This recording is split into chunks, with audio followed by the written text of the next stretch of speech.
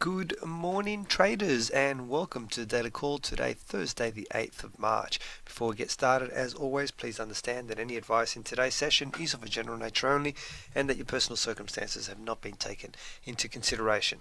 Okay, let's have a look at what's happened overnight and yesterday.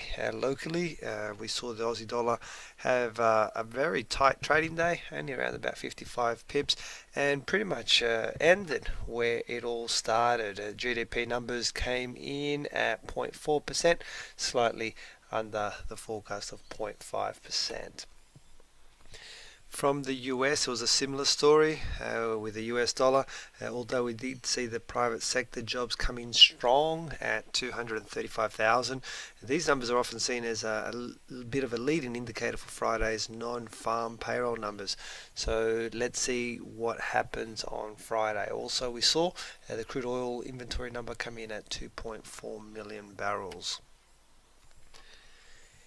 In Canada, at last, the Canadian dollar received some positive data with the trade balance improving to minus 1.9 billion.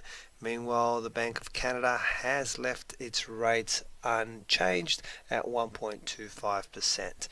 Okay, time for us now to have a look at our chart of the day, and the chart that I have found for us this morning. It was actually quite difficult there wasn't much on offer.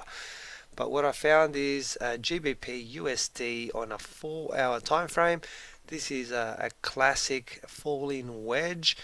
So there's no trade set up at this particular point in time, but it's a chart that is it's one of a favorite type of pattern that I like to trade.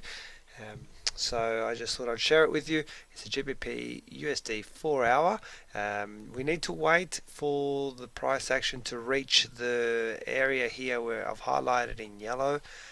And once we get there, we would be looking for a specific price action candle pattern which displays reversal features before we would get any kind of confirmation and before we would even attempt the trade. So there you have it. Put that one in your hot list, GBP USD 4-hour time frame.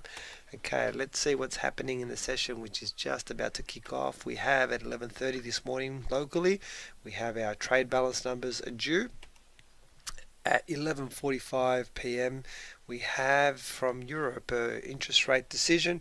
Will they or will they not move interest rates? But more importantly, at 12:30 after midnight, the press conference.